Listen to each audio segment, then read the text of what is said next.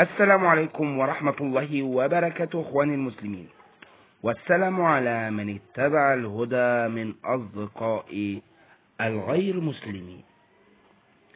النهاردة فيديو مهم جدا.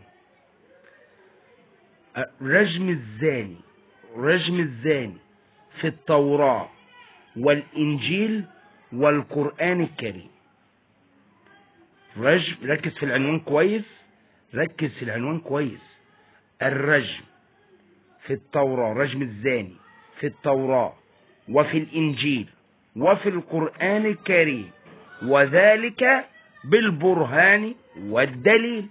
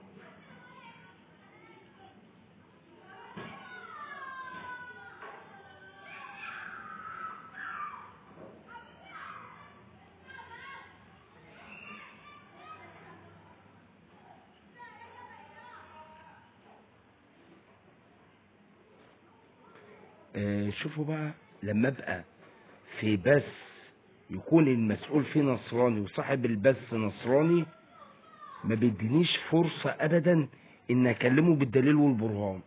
ما بيدينيش فرصة، عايز يدلس، عايز يوهم الناس، يضل الناس. ده كان دأبهم على عهد النبي صلى الله عليه وسلم، ان هم يحرفوا كلام الله عز وجل، بيحرفوا التوراة والانجيل. انا هجيب لك الدليل والبرهان. تعال بقى مع بعض.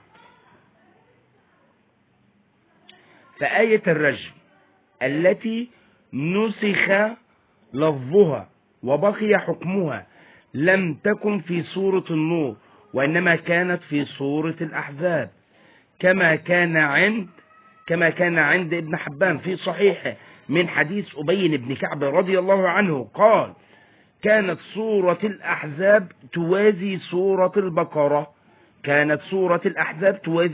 البقرة. فكان فيها الشيخ والشيخة إذا زنيا فارجموهما البتة. دي آية من كتاب الله، ولكن نسخت تلاوة وبقي حكمها. فيها الشيخ والشيخة إذا زنيا فارجموهما البتة، وحكمها باق غير منسوخ، كما ثبت عن عمر رضي الله عنه. فقد أخرج ابن ماجه في سننه من حديث ابن عباس رضي الله عنه قال: قال عمر بن الخطاب رضي الله عنه: لقد خشيت أن يطول بالناس زمان حتى يقول قائل: ما أجد آية الرجم في كتاب الله، فيضل بترك فريضة من فرائض الله. ألا وإن الرجم حق إذا أحسن الرجل، أي إذا تزوج الرجل. يعني لو في رجل متزوج وقامت عليه الأدلة والبراهين إن هو فعلا زنى، وقامت عليه البينة، أو كان حمل أو اعتراف، وقد قرأتها: والشيخة إذا زنيا فارجموهما البتة، رجم رسول الله عليه أفضل الصلاة والسلام.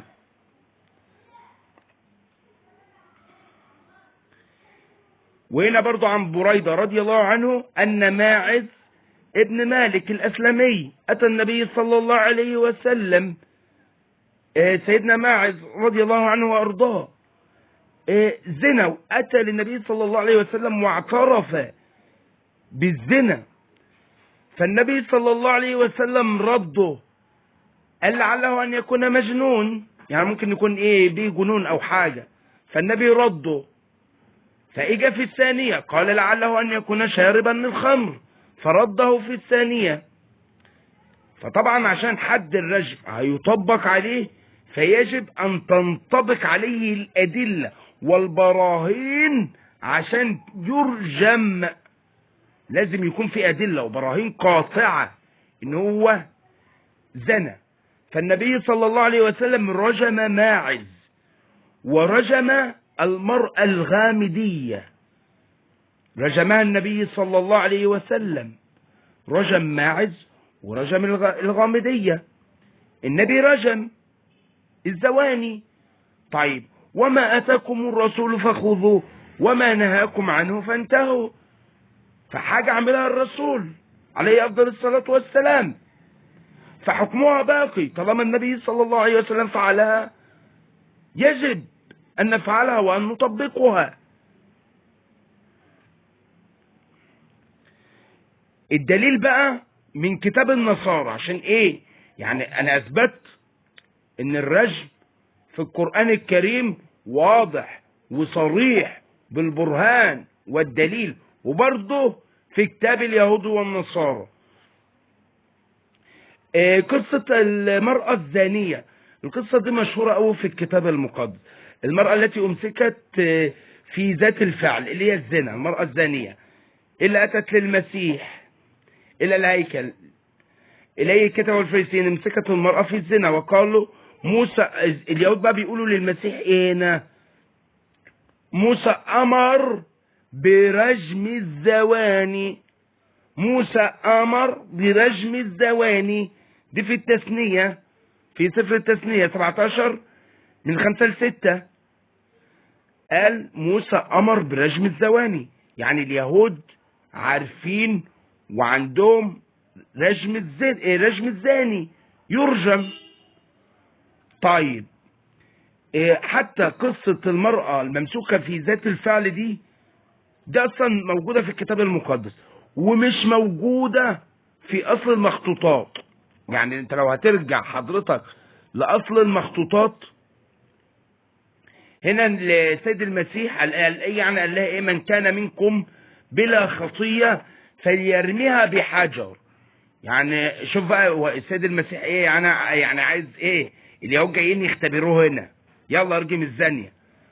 فالسيد المسيح قال لهم من كان منكم بلا خطية فليرميها بحجر. فطبعا كلهم بخطايا، كل بني ادم خطاء، كل انسان بيغلط، فما فيش كلهم وقفوا خلاص مش هنقدر نرجم. فهنا برضو النص ده حتى عشان نثبت ان هو محرف عشان الدليل ان هو محرف. دلوقتي السيد المسيح قال من منكم يبكتني على خطيئة، من منكم يبكتني على خطيئة لرأس الكهنة، من يبكتني على خطيئة. ويزعم النصارى ان السيد المسيح بلا خطايا، مع ان الكتاب المقدس ذكر خطايا السيد المسيح، ذكر ان السيد المسيح له خطايا. اما السيد المسيح عليه افضل الصلاة والسلام بلا ذنب بلا خطية في الاسلام. انا بتكلم بس على كتاب النصارى. في كتاب النصارى قالوا ان السيد المسيح له خطايا، وفي نص يقول لك من منكم من يبكتني على خطيئة. طب ماشي، لو السيد المسيح بلا خطية، طب ليه السيد المسيح ما رجمش هو الزانية؟ فهذا يدل ان هذا النص محرف.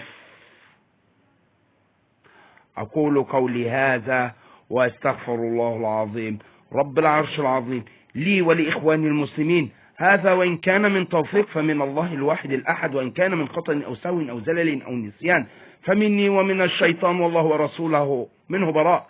إخوتا فضلا ليس أمرا، أستحلفكم بالله انشروا الفيديوهات عشان يعم النفع، ولعل وعسى أي نصراني أو أي حد غير مسلم يسمعها يهتدي إلى الإسلام.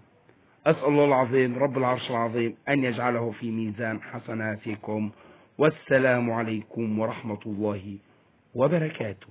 كان معكم شيخ القساوسة باحث ودارس مقارنة الأديان محمد البسيوني، والسلام عليكم ورحمة الله وبركاته.